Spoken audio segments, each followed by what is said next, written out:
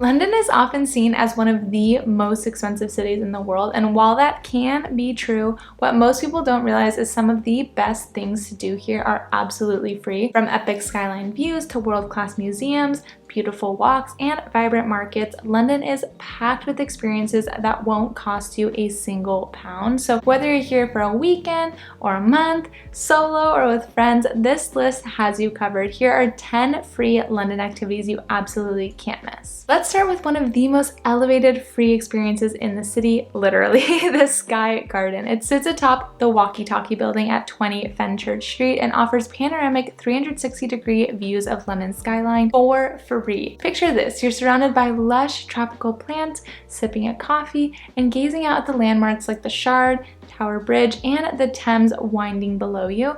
Entry is totally free, but you do need to reserve a ticket in advance. They open up about 3 weeks ahead and they do fill up quickly. If you time it right, go around sunset when the whole city glows in the golden hour light. There's even live music some evenings, making it feel like a luxury experience without the luxury price tag. It's like a high-end rooftop bar, but you didn't pay a thing to be there. Next up, we have some world-class museums. London is home to some of the best museums in the world, and shockingly, most of them are completely free to enter. Two of my personal favorites are the British Museum and the Tate Modern Museum.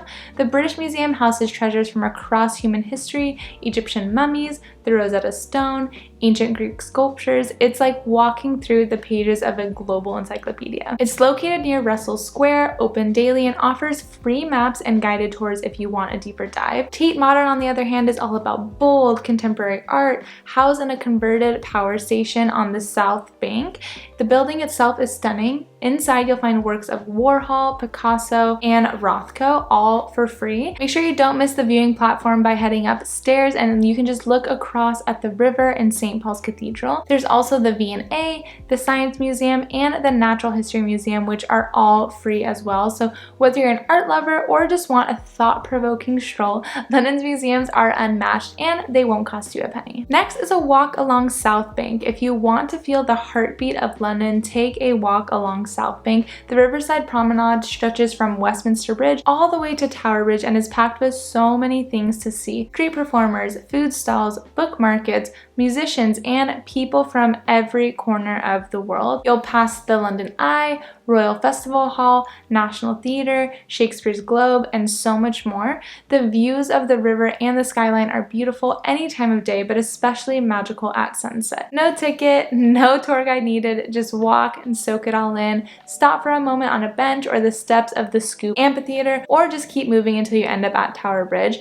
This is kind of an experience that feels priceless but doesn't cost a thing. Next up are London's amazing food markets, which are not just for shopping, they're full-on cultural experiences, and walking through them is completely free. Camden Market is wild, colorful, full of energy. You'll find bold street art, vintage fashion, international street food, and canal side views.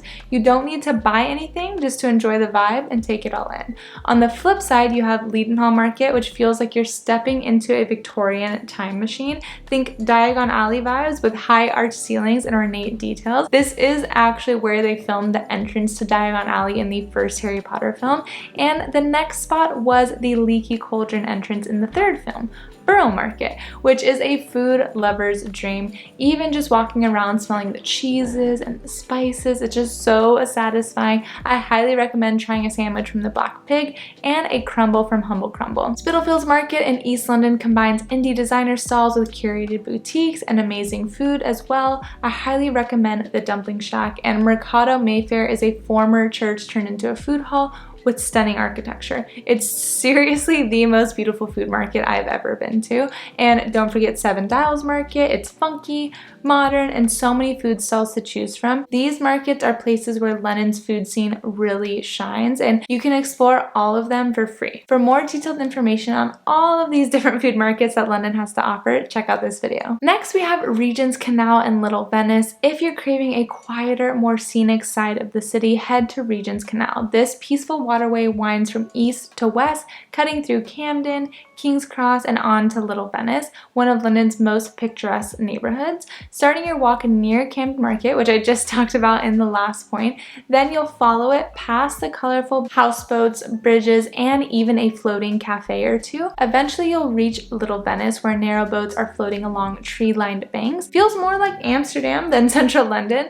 It's the perfect spot for a relaxed morning or romantic walk, and it's completely free. If you time it right in the spring or the summer, the flowers are blooming and it's absolutely stunning. It's also a great way to break up the hustle or the more touristy areas and reconnect with the slower side of the city. Next, we have the changing of the guard at Buckingham Palace. One of the most iconic ceremonies in the UK, is also one of the best free shows in town. The changing of the guard at Buckingham Palace. Most visitors know about it, but many don't realize it's a full-scale choreographed performance with military precision, marching band, and centuries of royal tradition. It usually happens around 11 a.m. on certain days, but the schedule does change, so check the official website before you go. And yes, it gets super crowded, so aim to arrive at least 45 minutes early for a good spot to get actual good views. You'll see the Queen's, or now the King's, Guard march with music echoing across the palace courtyard. You can also follow from the Wellington Barracks or watch at St. James's Palace if you want fewer crowds. It's a must-see, a true slice of British pageantry, and unlike many famous tourist experiences, it's completely free. Or if crowds aren't your thing, there's a similar experience outside of London at Windsor Castle. I actually enjoyed this changing of the guard ceremony better because it was less crowded, so take your pick or go to both. Next, we have spotting deer in Richmond Park and exploring the Richmond Riverside. Richmond Park is one of London's best kept secrets, a huge green escape where you can literally walk amongst herds of wild deer. Just a short train ride from the city center. The park itself is massive and feels more like the countryside rather than London, with oak-lined paths, hidden ponds, and panoramic views. If you're up for a little bit of a hike, make your way to King Henry's Mound, where you'll catch a protected view straight of St. Paul's Cathedral miles away. Once you've had your fill of nature, head into Richmond Village, just outside the park gates. It's full of riverside pubs, cute cafes, boutique shops, and a scenic Thameside walk. The Richmond Green is perfect for a picnic, and the whole area feels very relaxed, local, and elegant, like a town from a period film set, and it's also where Ted Lasso was filmed. For more information on how to spend the perfect day in Richmond, check out this video. At number 8, we have exploring Neal's Yard in Covent Garden. Tucked away behind the busy streets of Covent Garden, Neal's Yard is one of the most colorful little corners in all of London. Think rainbow buildings, window boxes overflowing with greenery, and a cobbled courtyard full of charm. It's small, it's just a little square really, but it is packed with character. Most people walk right by it and they don't even realize that it's there, so it makes stumbling upon it just feel like discovering a little hidden gem in London. It's a great place to take a quick break from the crowds, snap some cute photos, and people watch. You'll find Neal's Yard remedies, an iconic organic skincare shop, a few cafes, and loads of Instagrammable angles. And best of all, it's peaceful, tucked away, and 100% free. At number 9, we have Discover the Banksy Tunnel at Leek Street Arches. If you want to experience raw, ever-changing urban creativity in London, head to Leek Street Graffiti Tunnel, also known as the Banksy Tunnel. Tucked underneath Waterloo Station, this 300-meter long tunnel was first made famous when Banksy hosted the Cannes Festival here in 2008, inviting street artists from around the world to paint its walls. Since then, it's become London's only legal graffiti wall, meaning anyone with a spray can leave their mark. This means it's a constantly evolving explosion of color, political statements, memes, portraits, and wild creativity. Even if you're not into street art, it's an experience. It's like walking through a living, breathing sketchbook. You can combine it with a walk along South Bank, like I mentioned earlier, or a visit to Lower Marsh Market for a low-key but artsy afternoon. And last but certainly not least, we have experiencing Outernet London. Just a few steps away from Tottenham Court Road Station,